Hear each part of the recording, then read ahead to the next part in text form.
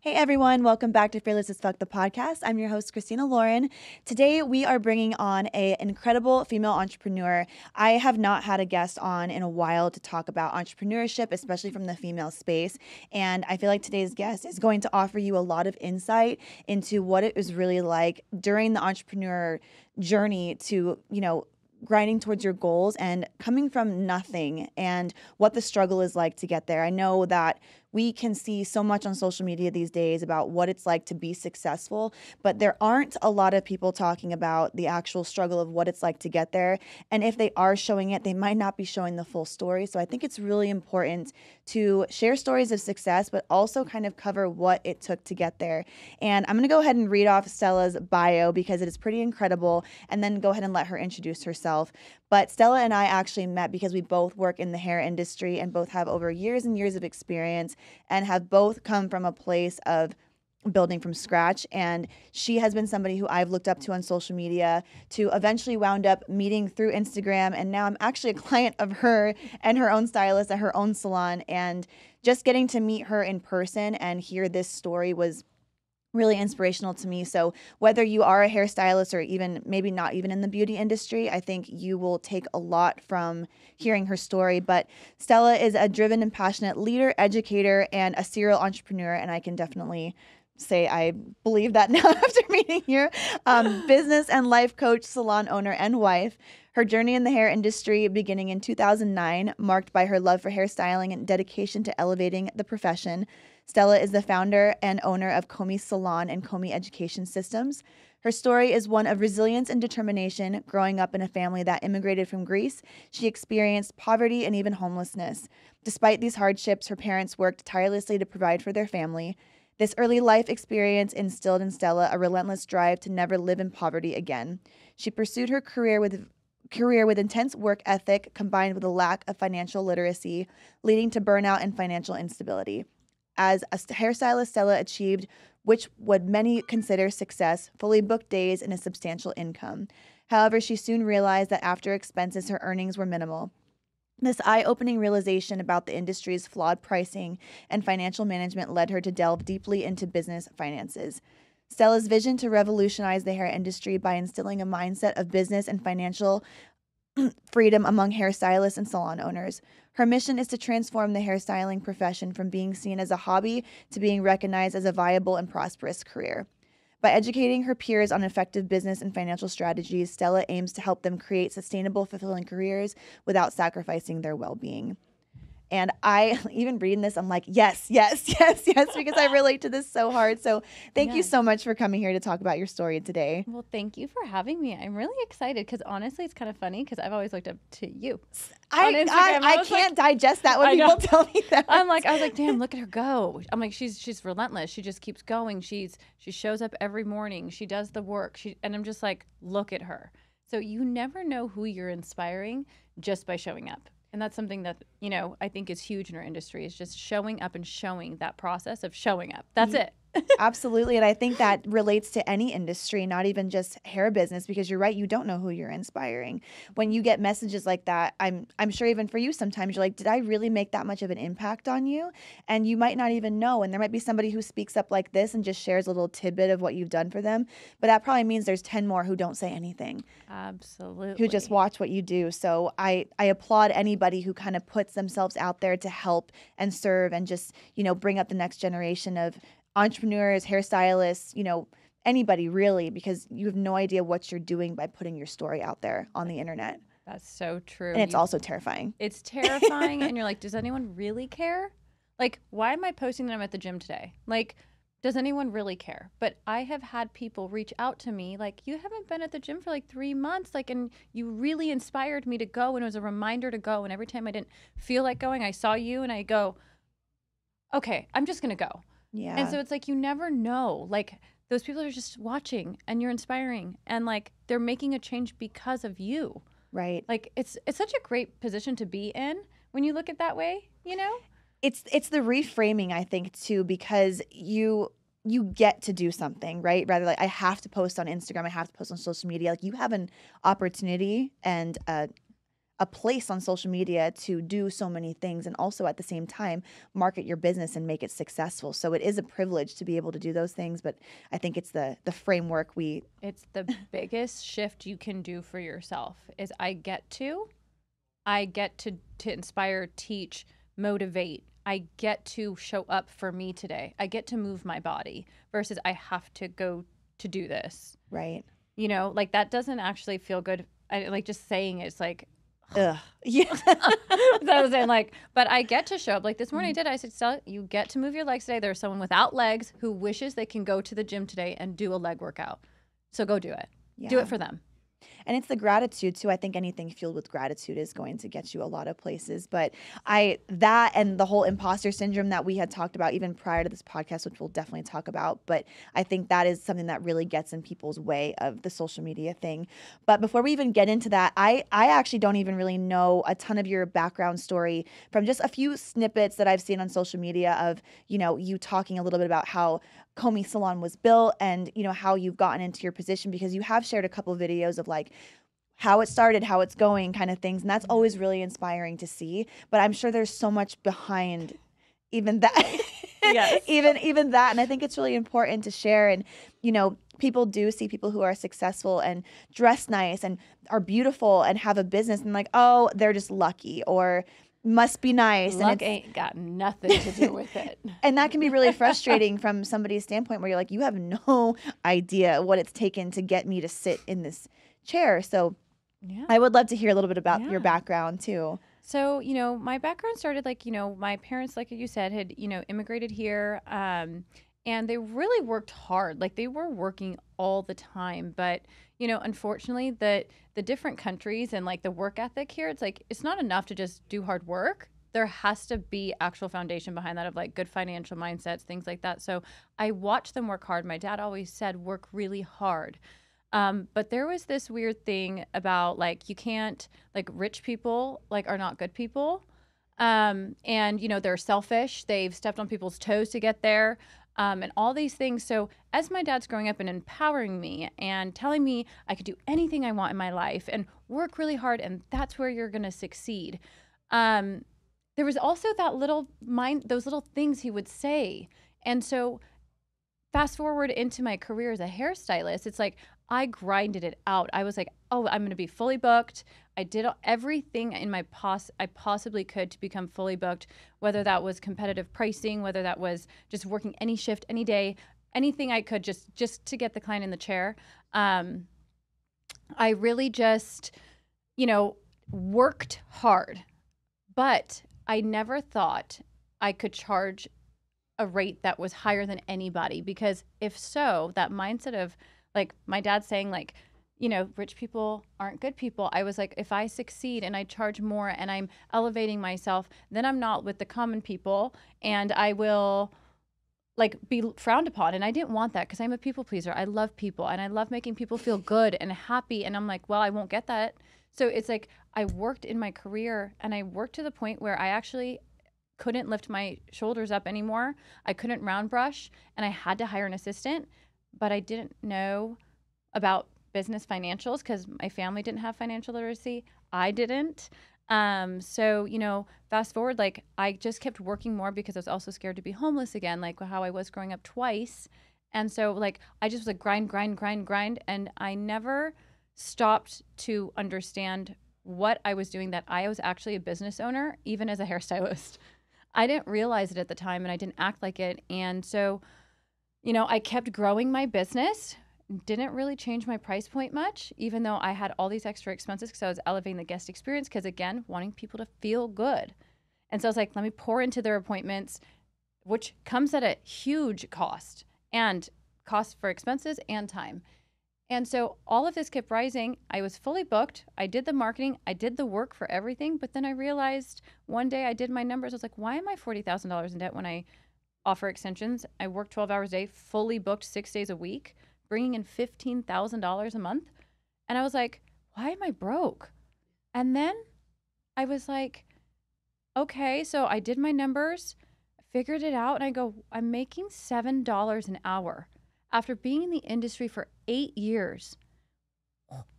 And I was like, something has to change. And so like my story is when I realized that, I made some major shifts in my business, and I was surprised to know that most of my clients went with me with the elevated price point up. I increased my prices by $100 an hour, like over 2 years. That's a big jump. That's a huge jump, right? And I realized that like, wow, no, my work ethic got me to where I was, but my mind had to change. My mindset had to change to become who I was supposed to be, so I can actually serve more. And then I fell in love with educating, and I didn't even know I was a really good educator until I just started doing it, right? And then I was like educating all these stylists, and I realized there's such a flaw in our industry. It's like we love people. We want to make them feel good, but we don't take ourselves seriously. We don't take ourselves as we should, because we do a lot. We are hairstylists first, therapists, social media managers now, graphic designers now. We are public speakers now. And these are like mandatory things almost to be successful in the industry. You can, unpopular opinion. Yeah. But I think people should focus on those things before they even focus on their technical skill set as a hairstylist. Because you can be the best talent in the world, but if no one knows who you are and you're not charging correctly, your business probably will close. Whether it's just an independent beauty stylist, you'll leave to go to the corporate world, because you cannot sustain if you aren't marketing for yourself and you're not understanding your business financials. You can't. You will burn out, and I've been there. Like this is my dream. I love doing hair. I love educating, and there's been so many, I can't even count how many times that I've wanted to give it all up because I couldn't live anymore. And that's a bad place to be in, and it's avoidable. It's 100% avoidable if you focus on understanding your business, your mindset, and loving your clients and like pouring into everybody around you in your circle. And you can succeed from that, and you don't have to get to that point of burnout if you start from those principles. And marketing's a huge one. Yeah. And it's so hard too, because you're right. A lot of us in the industry, we are people pleasers. We want to make people feel good. This is part of what we do and why we do it. And when you start feeling like you can't sustain a living from it, how are you? That's a really shitty spot to be in. And I've been there as well. I've backed out of the industry twice. Yeah, it's hard. I get it. You know, most of the industry makes less than $30,000 a year. Like, you can't live on that. And working so much. Yeah, you work literally day in, day out just to get everything you're supposed to get done. It's hard to, I don't know if you've noticed, and maybe not so much anymore now as people are becoming more spoken, like outspoken, or not outspoken, but speaking out more about the hair industry and like the changes that need to be made online. But have you ever gone on some of these pages and seen the outpouring of negative comments that hairstylists get about how we're full of ourselves and we overcharge and we like, take people's money and everything? And I get so fired up when I read those things because people don't understand exactly what you just explained. They don't understand it at all. Here's the disconnect, in my opinion, right? Is for so long, hairstylists, we have not been taken seriously. We get like it's a joke. It's a joke of what are you going to do when you grow up? What is going to be your real career? Oh my God, yes. Like, I got that. My family said that to me for years. Like up until probably 4 years ago, my family's like, so when are you going back to college? I'm like, what part of I love this is you're not seeing until they saw me open the salon. They're like, oh, whoa, you can't succeed. Yeah. And I'm like, it's still not succeeding. I'm still not there yet, but that being said, like, this is serious. And unfortunately, because of those things that people keep telling us as stylists, we have dulled ourselves. We have been okay with not charging and charging enough, and I think I tell people this all the time is, hairstylist was a hobby. It was for the housewives back in the 40s and 50s to go meet with their girlfriends, get a little bit of pocket change and have fun. But that's not what it is anymore. No, it's a full-blown career. It's a career. And that mindset has stayed for so long. And now people aren't overcharging. We are barely charged. The overcharge that people think we're charging is actually should be more. And it's shocking when I tell people that. They're like, what do you mean? I go, yeah, the $350 for a balayage is actually still too cheap, believe it or not, with the cost of the expenses and what it takes to run our businesses now. And your time.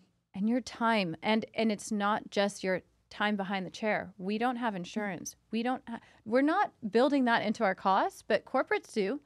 They build insurance into the costs. They build in, retirement, 401ks. We don't. So in fact, that $300 balayage that everyone's complaining about that used to be $120, it's still not covering those things. So it's like there's going to be this shift, and like people, stylists, the more they realize like this is a career, and people, the more that industry is going to elevate together, and it's just going to be what the price is.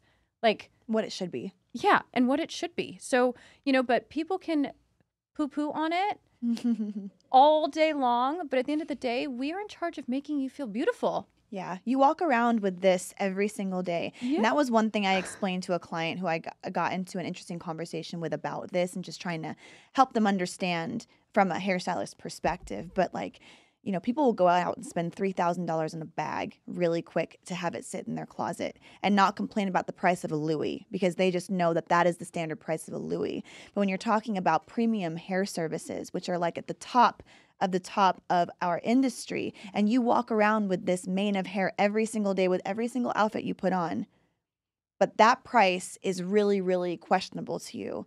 Mm-hmm. I don't know. For me, that's a very easy thing to understand, but I don't think people really think about that. I don't think they do, because forever, Louis Vuitton, let's say, has been a high price point. So they don't bat an eye. But right, now that we're making shifts, it's like, what? Mm-hmm. But I think people, if you think about it, there's a person behind what you're getting, a person that is truly caring. I don't know any hairstylists that don't like people, right? Like, that's questionable. I mean, I think they start liking people, right? But then I think over time they get knocked down, and a lot of people don't have the imposter syndrome of that. They don't feel like they're worthy, and then they let those clients tell them they're unworthy, and then they don't like people anymore, because you gave your all to these people. And hey, anyone that's like, hair is not worth that much, I go, okay, let me shave your head. Let me just go boo, and tell me that it's not that important to you, please. Because why is there such an industry, and why do women focus on more hair?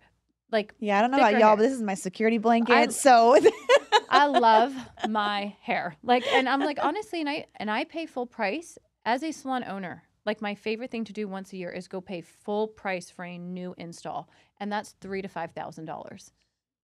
And I do it to humble myself, to remind myself how to be in that client's position. And I do it to also empower another stylist to say, you're worth it, girl. That's why I came to your salon. Yeah. I mean, I humbled myself big time. Yeah, it's expensive. But how do you expect for others to to pay your prices and do all those things if you don't do it yourself for you? Yeah. Right? It's the truth. If you put yourself in that position, I mean, I've been doing hair for a very long time, and I was always in a position where I had someone just to do it for me, because I worked in a salon, and then I started working independently. When I came out here, I'm like, I have no one out here to do my hair. Yeah. And so I'm like, I have to actually go to a salon. You're like, that's not mine, and not do it at 10 p.m. at night. Like when I have color processing on my friend's hair and mine, I had to actually go do the full service. And actually getting to sit and do that, it did remind me how nice it is to actually receive service. And that actually is kind of what relit that fire for me, because I was like, this is actually really nice. Like I get to do this for somebody else. Maybe that passion for doing hair actually still is there, because I like being able to give someone this experience. So it is really interesting when you, in your whatever industry you're in, like taking yourself outside the box and having yourself experiencing it from a different perspective.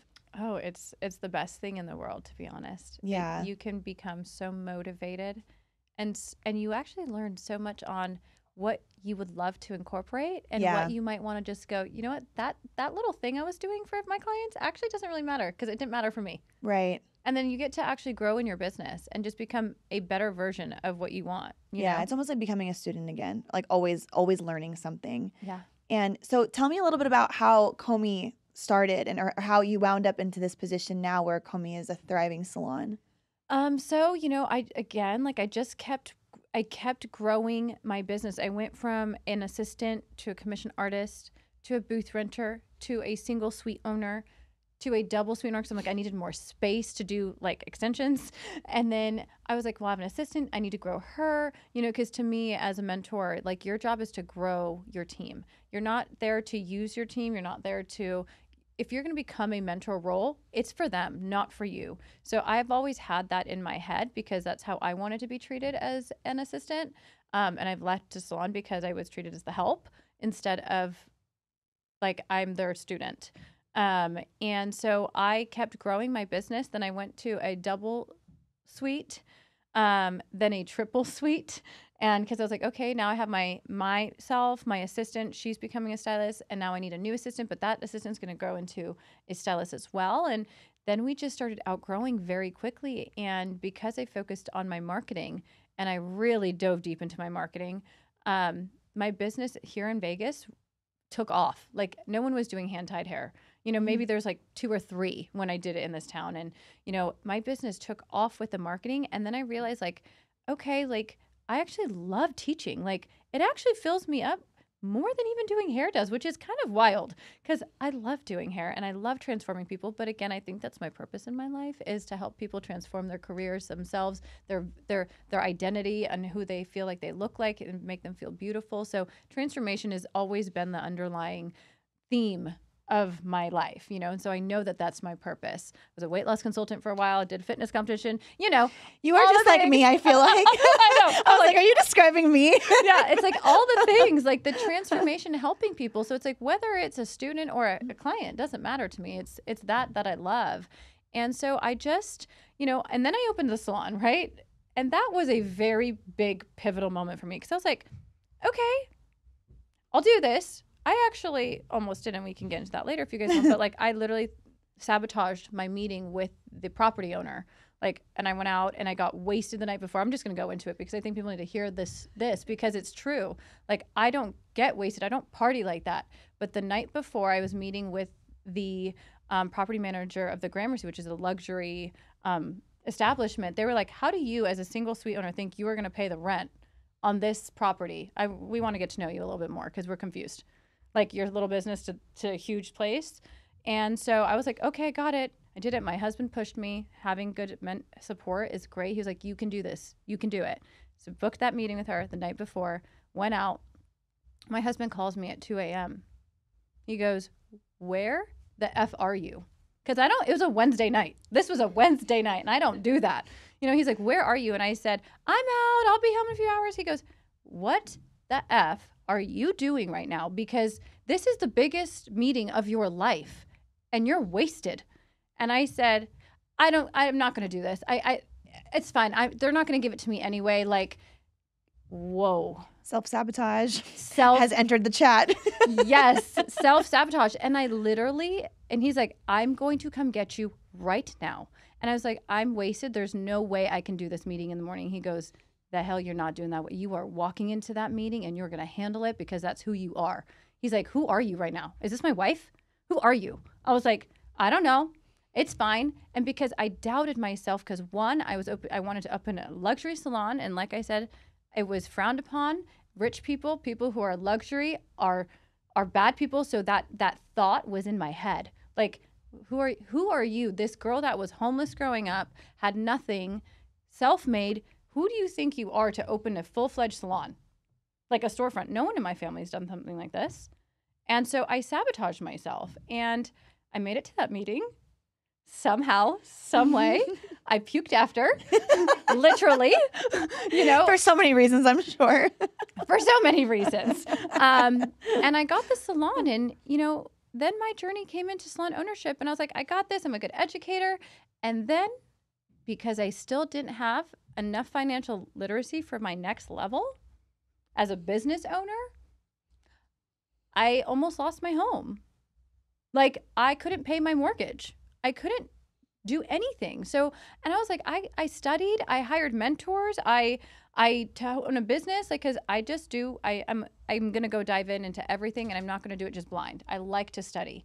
So it's like, I still there was no roadmap. All the business books didn't help me because salon ownership there's no blueprint. It's full of emotional people, creatives, like it's a whirlwind. Full of people who don't believe in themselves that they can make this a career, and trying to be like, you can come here, this is a career, and they're like, I can't charge that.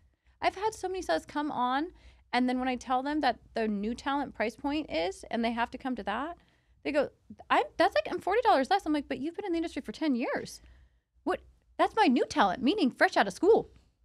Like, and they're like, I can't do it. I can't. And then they quit before they even get started. And I'm like, so it's such a hard industry. And I found me like succeeding, and I found me being able to kind of unlock that like mindset shift for a lot of people.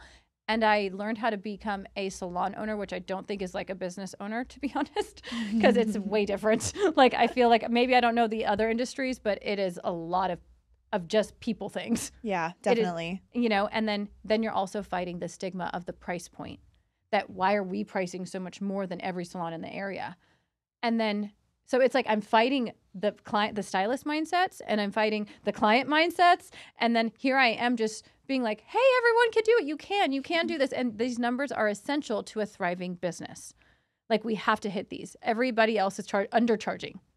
Yeah. So that was my journey into like, now I want to become a business coach. I want to help salon owners create systems. And then on top of it, being a salon owner, most of us, including me, are behind the chair a lot. So when are you going to be the CEO, Stella?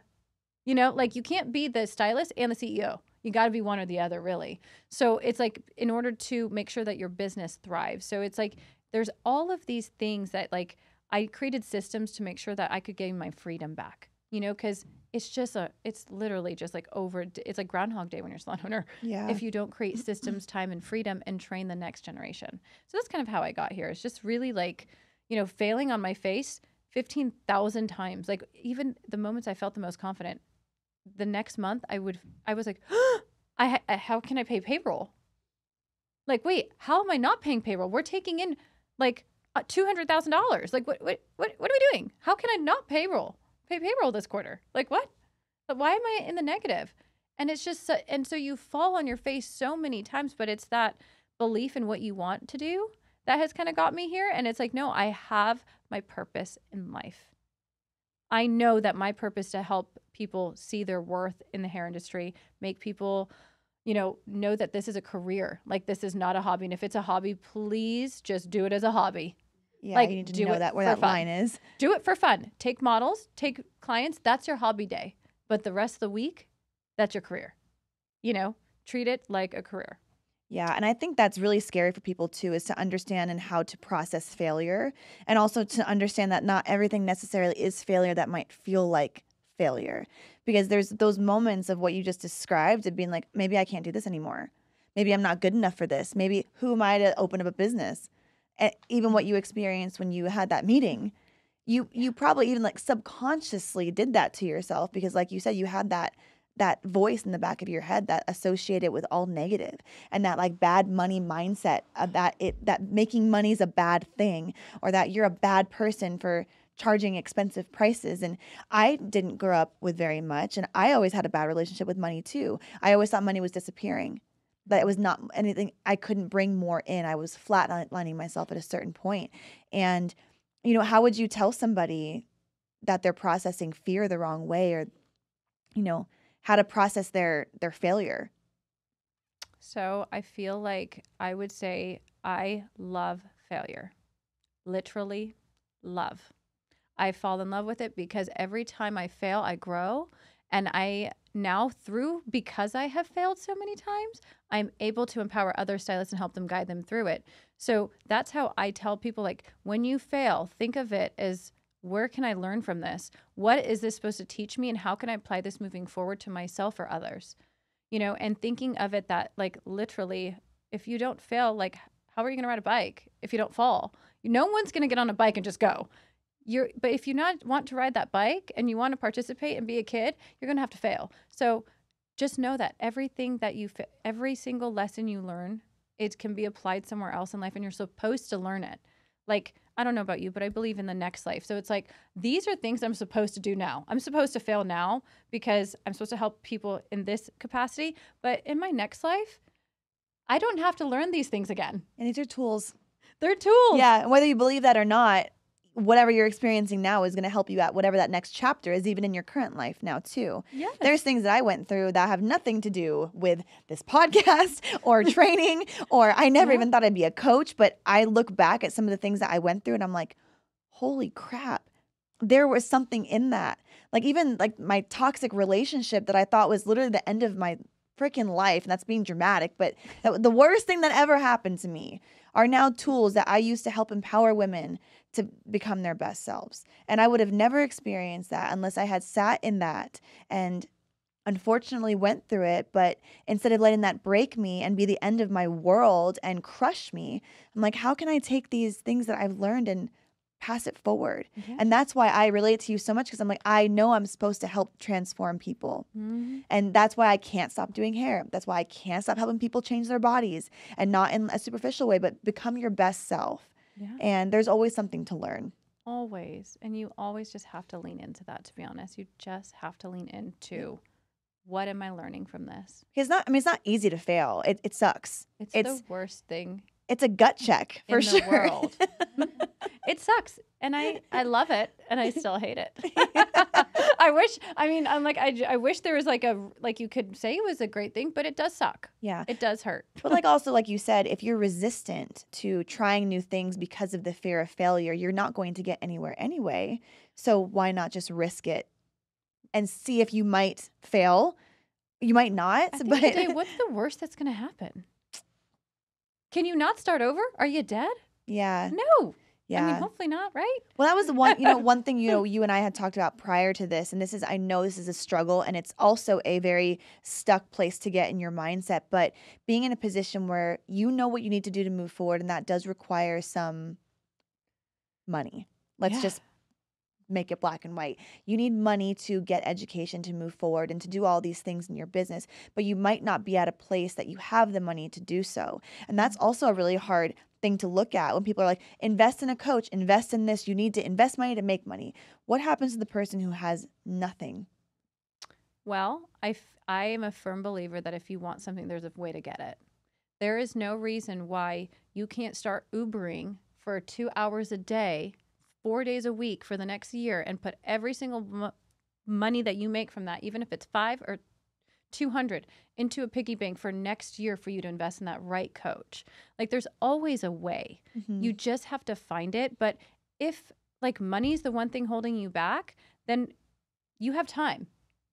There's money or time, right? So you have time. So do the little things you can. And there's so many resources online, so many. You just have to find them. You have to dig. You have to dig. Mm-hmm. And that's one of my superpowers. I feel like I will research the hell out of anything, and I will hire a coach or a mentor when I know that, like, okay, I've reached that, like, I don't know where I can go from here. Like, but in that process, you're building your skill set, and then you start becoming a little bit more confident in those things. And then you go, okay, even if I can't afford it now, maybe in 6 months I can. Where can I make a little bit more of that money? There's always ways to make money in this world. Always. Yeah. Like, just be willing to do the things. Willing to do the work and push yourself outside that 8-hour day at work. Like, I always tell people this. If you are working for somebody else for 8 hours, what are you doing? When are you working for yourself?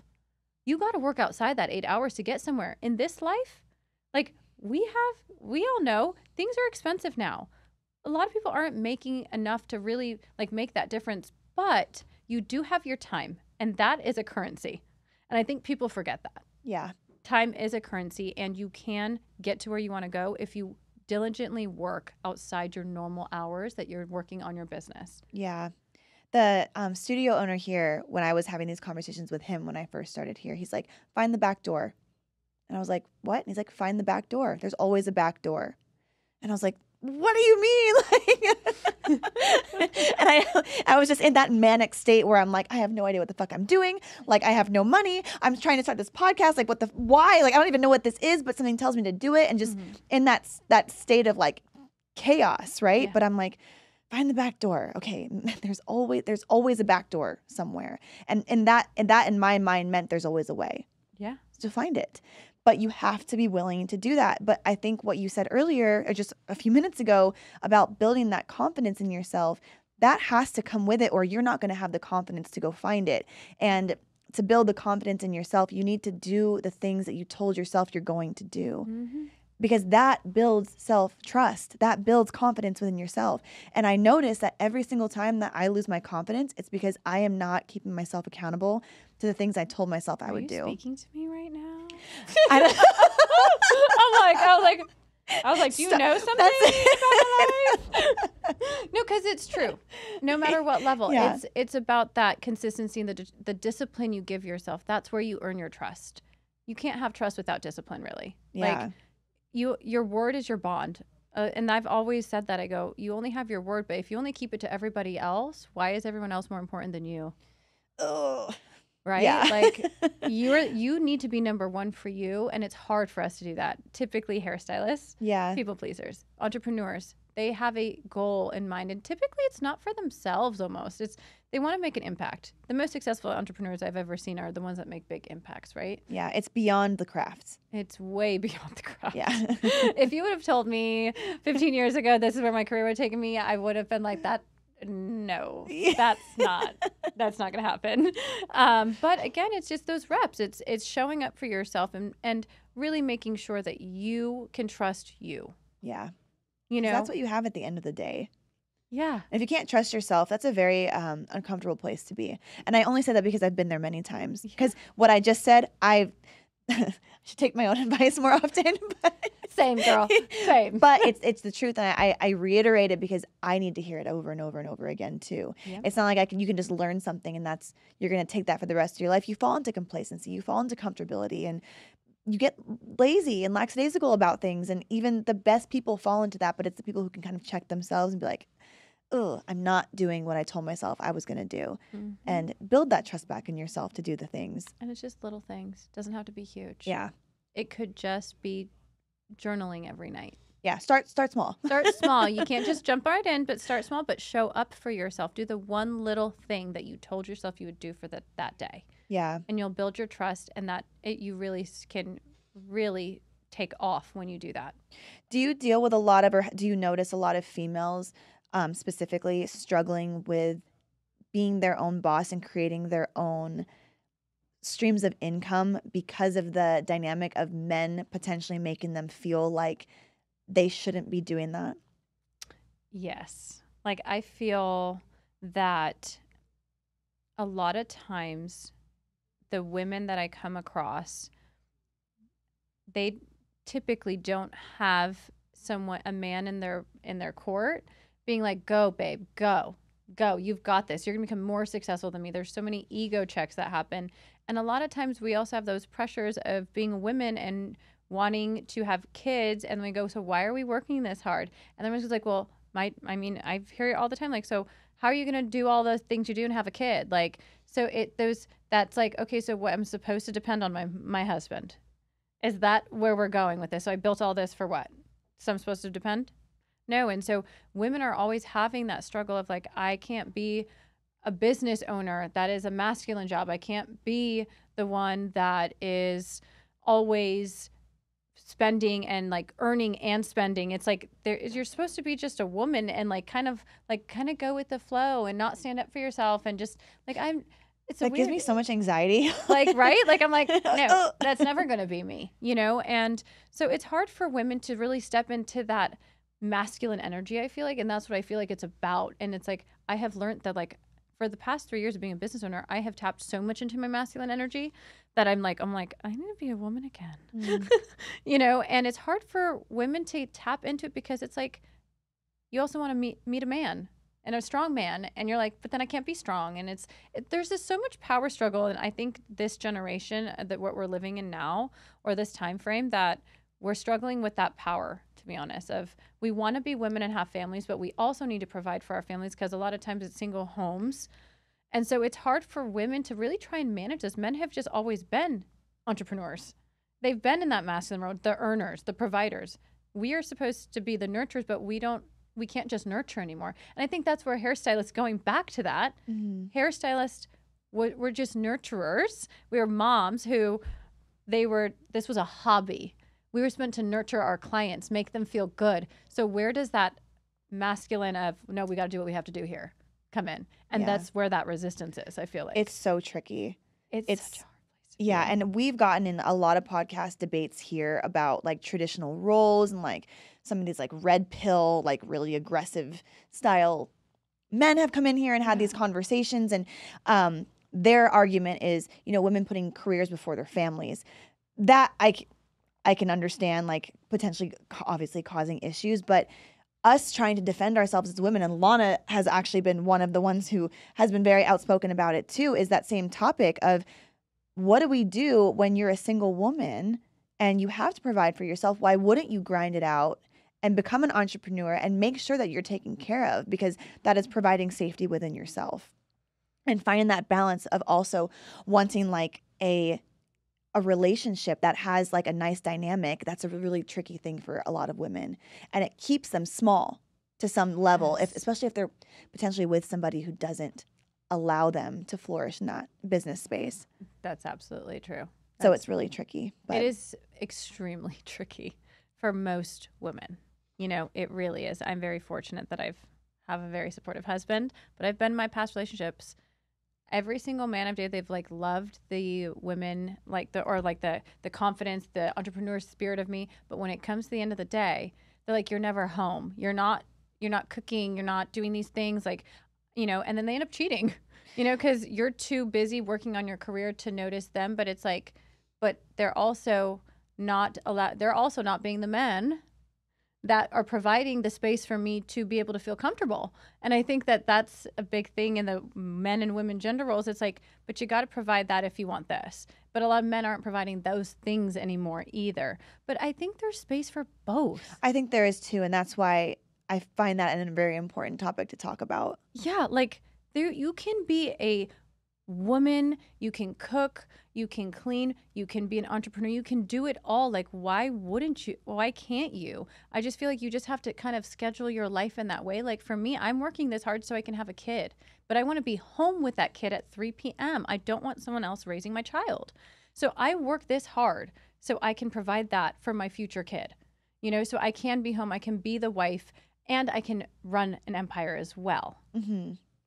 And I don't think you have to trade one for the other. You just have to manage your time. Yeah, and that's balance. But that's also teaching yourself all of those things. Yes. And it's also very inspiring too, because I know there's a lot of women who listen to this podcast who want to be in a position like that, or not even this specific position, but be in an empowered position where they can, get to a place where they're independent but can also have really healthy relationships. So I really appreciate you sharing your take on all of that. Of course. Is there anything else you wanted to leave off with today? I know we covered a lot, and I probably talked to you in an hour, but I know. I would say that here's the thing.